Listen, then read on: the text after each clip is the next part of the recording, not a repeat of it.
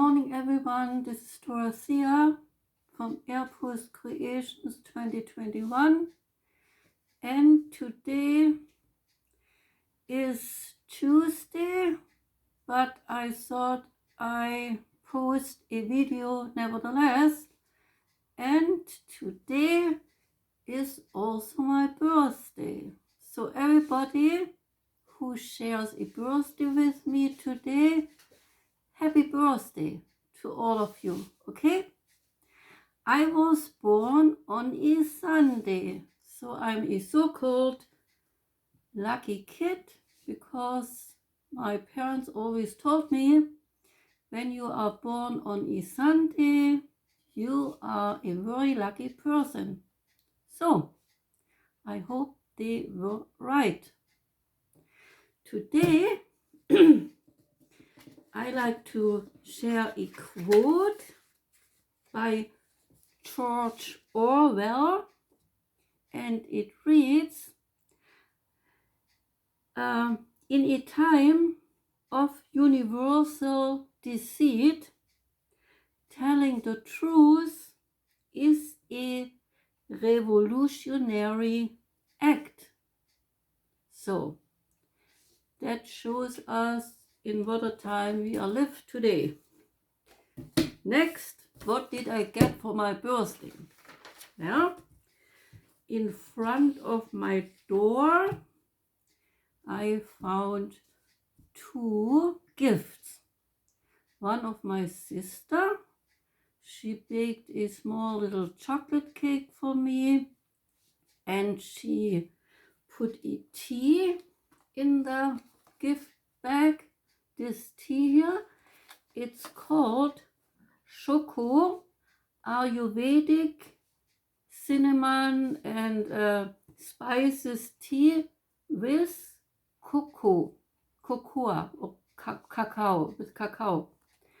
And I never had one like that, but I will try it. It's called yogi tea. And in the back, they talk a little bit about, well, yoga and stuff like that. So that's the tea. I will have a cup later on. Also, my sister gave me some body lotion and some shower gel and some hand cream, but the cosmetica I don't know, and I'm funny that way. I use all my life only the one and only body lotion, so I have to try that one out and see how it works, because as I said, I use only one, the same one, since I'm a child, and I like it and it feels good on my skin, so why change it, right? But I can try the new one, and I will try it and see how it works. And I got a gift from an old lady. She lives here in my house, and she put a bag in front of my door as well, and she put some pralines in the bag and a picture, a hand-painted picture. So that was it. And I also got a wonderful card from England from a good friend, as well as some mail from my aunts and uncles wishing me well on my birthday. So that was that. Okay. Now, smoothie. I made a smoothie for my birthday. This smoothie is almond milk and berries like raspberries and blueberries. So look at that. Let me take a sip.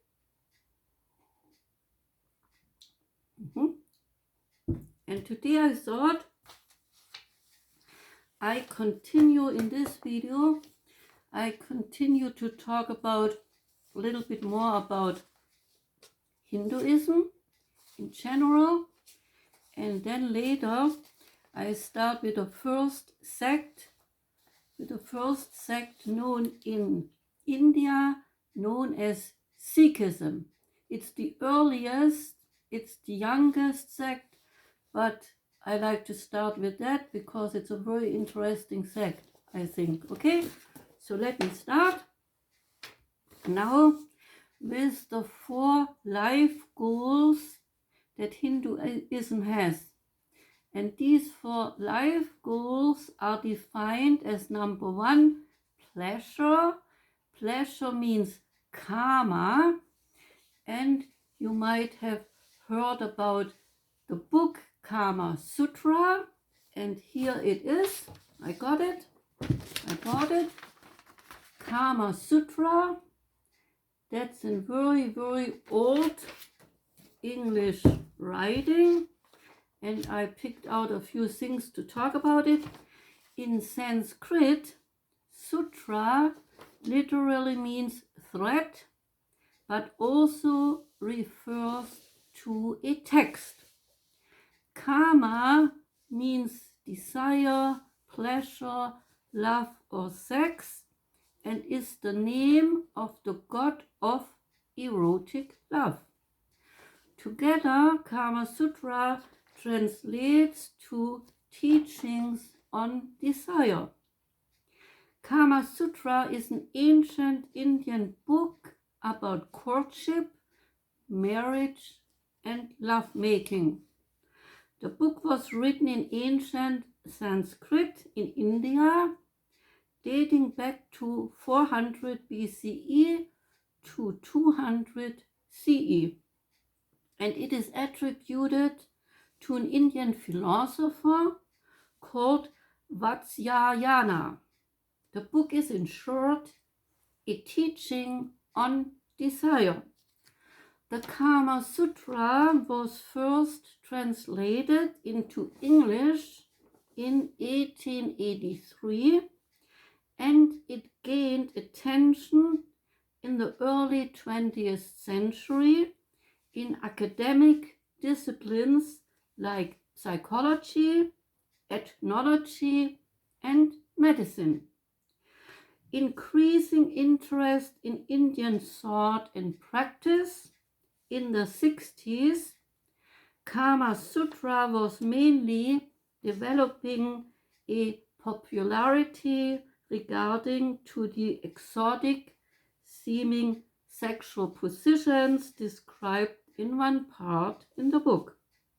In the West, the interest in the book remained focused on sexual things as opposed to its discussions of love and relationships. So I thought it was kind of interesting. And that was that. And now we start here.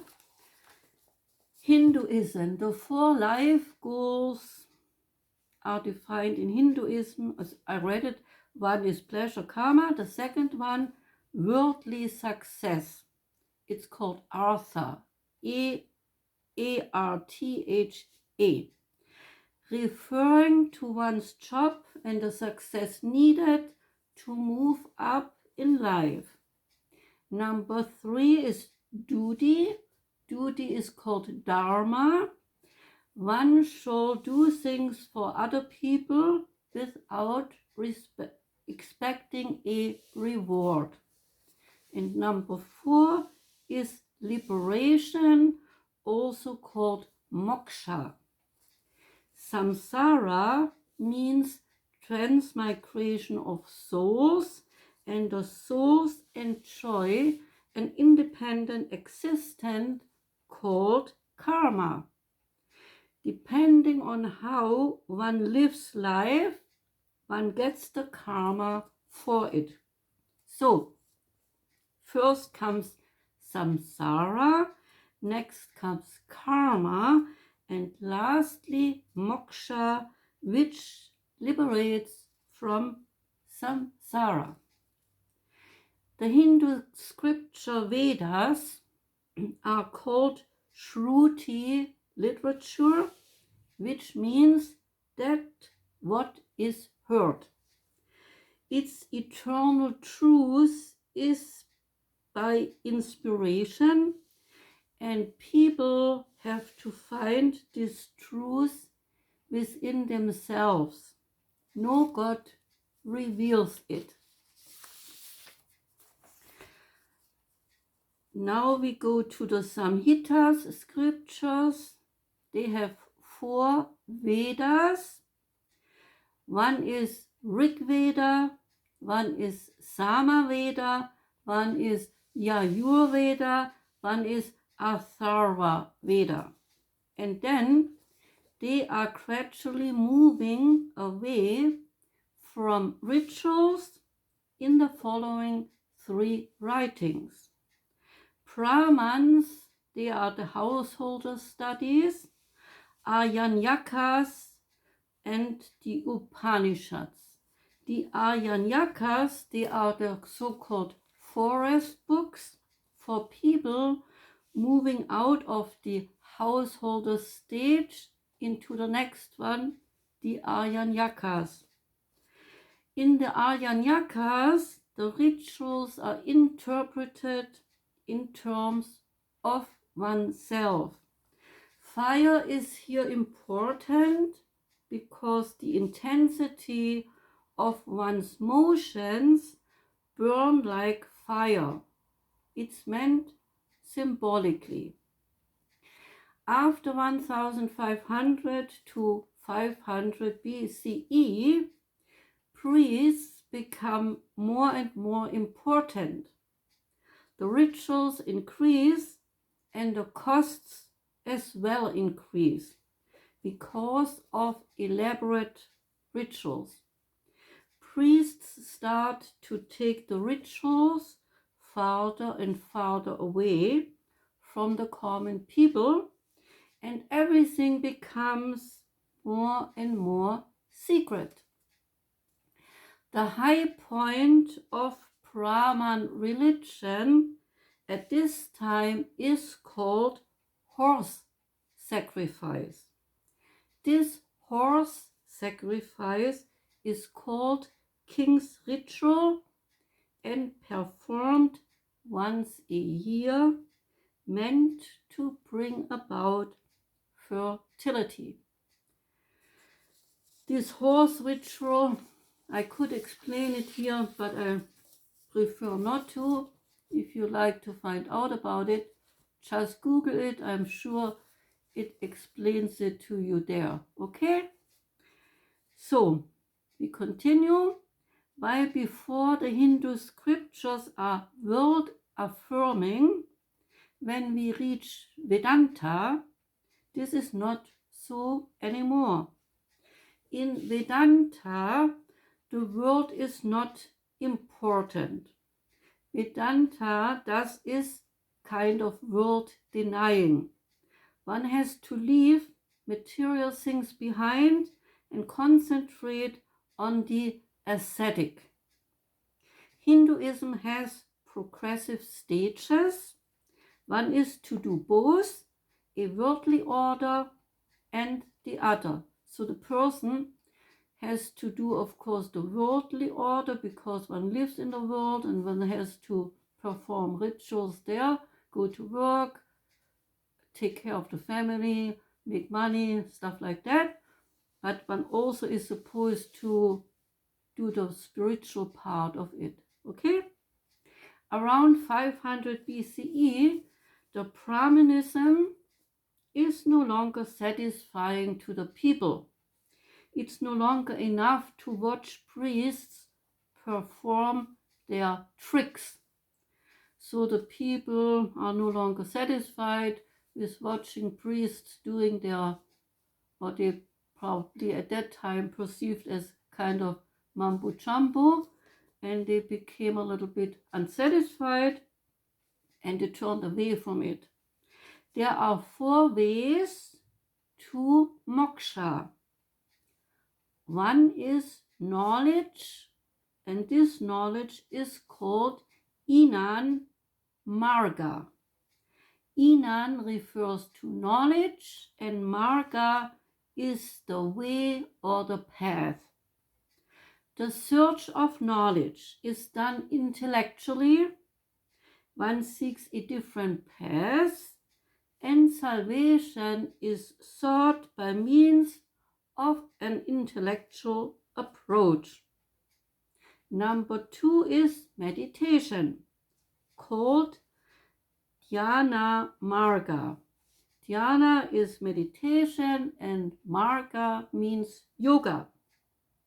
One frees one's mind through meditation, and Brahmanism comes in here at this point. And number 3 is way of works, called Karma Marga.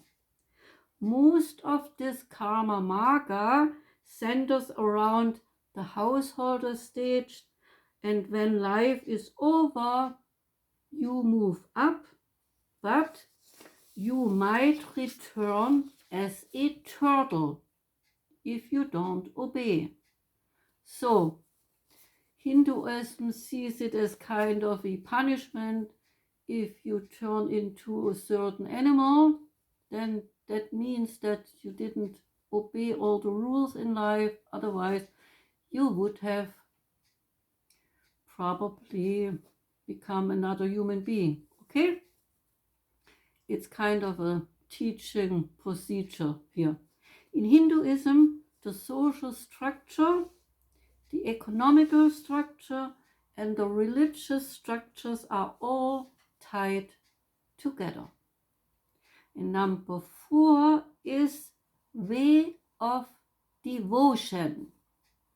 It's called Bhakti Marga. It signifies the way of love, the love of God. Similar to Western religion, worshipping God, following God, and becoming a follower of a particular religion, a particular religious beliefs, and a particular God. Usually you have one God, you have pictures of him in your house, and you read about this God.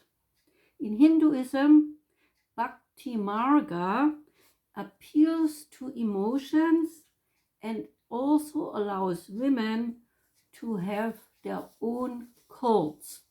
So women can also engage very much in it. At home they do things and enjoy things as well. Okay? So now we come to the youngest sect called Sikhism. It's one of 3 sects, as I pointed out. There is the Parsis, and there is also, wait a moment, Parsis, Sikhism, and Jainism. But this Sikhism is the youngest sect, comes the latest into India, but I start with that one because I kind of like it. Okay, so we start with Sikhism. Arrives after Hinduism, long after Hinduism already was established, and it is mainly in the west of India. The founder of Sikhism is called Nanak, N-E-N-A-K. He is born in a village called Talwandi in 1469. Sikhism is a mixture of Hinduism and Islam.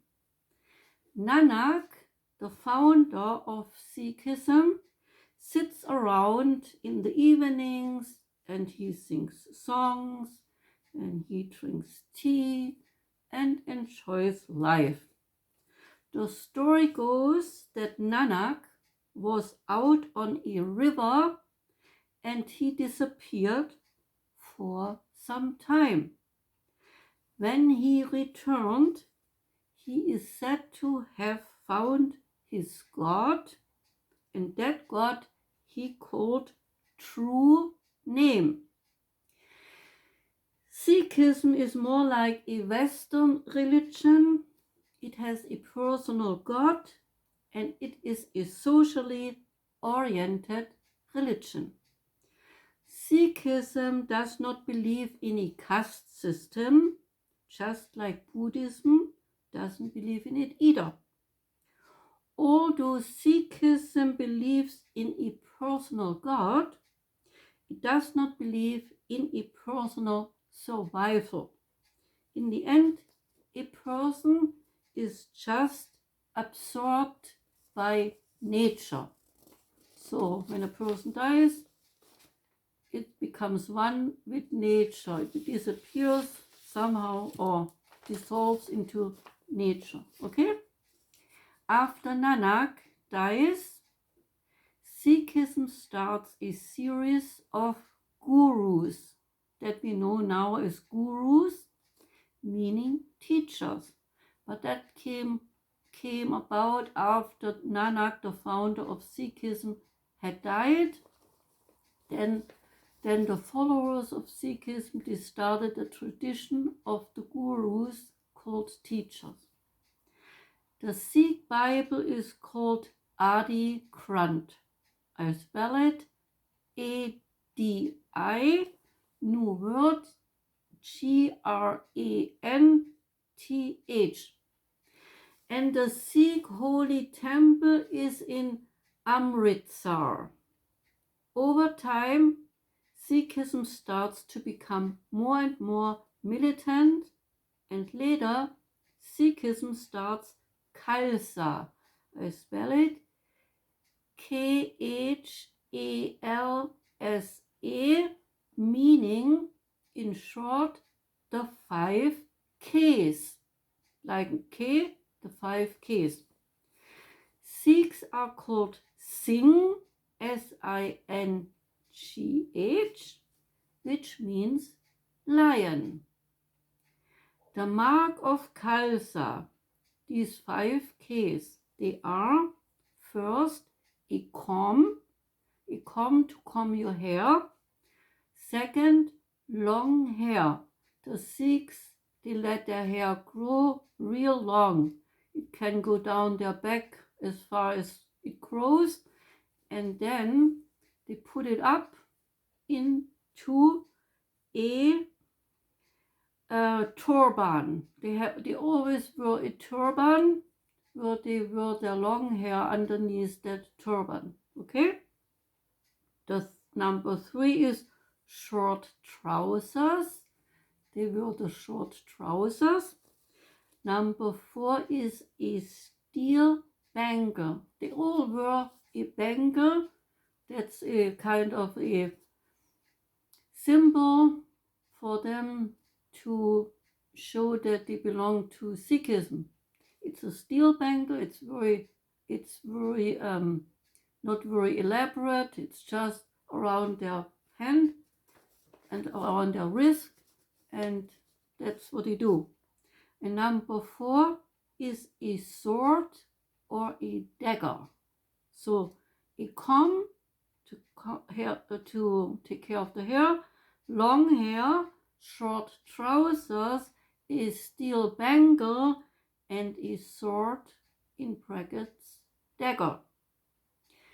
During the British Empire, the British rule, not empire, during the British rule in India, the British and the Sikhs became friends because they very much respected each other as soldiers. The Sikhs are very good soldiers. They see themselves as the lion, so I guess they have to be pretty good, okay? The Sikhs are tall men, usually. They are tall and slender. They have whiskers. They are also noted by their long whiskers. They usually have them down there, and then they are turned up like that. They wear turbans to hide the long hair, and they come out of a warrior race.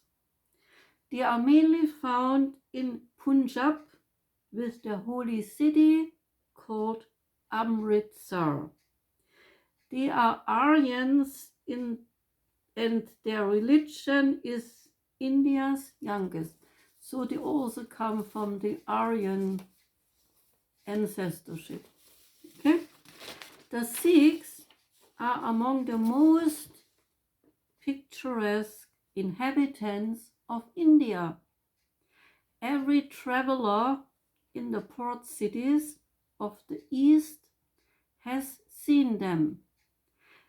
There they are, tall, wearing turbans, wearing a whisker, and they sometimes, or very often, they direct traffic and policing community. So if you are a traveler in India, chances are you see them directing traffic with the turban and the whiskers and their short trousers and their dagger hanging on their belt, and they're directing traffic. Okay? They are very confident people because they believe in their abilities to subdue anyone and anything. So they are not shy. They are pretty proud people. They are about a community of 6 million dwelling mainly in the Punjab, their center in the holy city of Amritsar. Their religion originated around 1500 AD. Nanak, the founder of Sikhism, was succeeded by 9 generations of gurus who compiled the Sikh scriptures. But their main significance in modern India is that they, as a community limited by birth, they constitute a sort of nation within a nation, a warrior race whose consciousness of mission consists largely of implacable enmity to the Muslims. So, I hope that was kind of interesting. I am sure many of you who do travel a lot around on the world stage, you maybe had a chance to go to India, and you probably saw Sikhs there. Sikhs there, whenever you saw someone wearing this turban, the bangle, and maybe taking care of traffic, directing traffic, policing communities, then you know you saw a Sikh. Okay? So I hope that was kind of interesting today. And that was it for today. And tomorrow I come back and I talk about the other 2 sects, as well as some more on Hinduism tomorrow. Okay? I wish you all a wonderful day. Enjoy the day. And we see each other tomorrow. Okay? Bye-bye.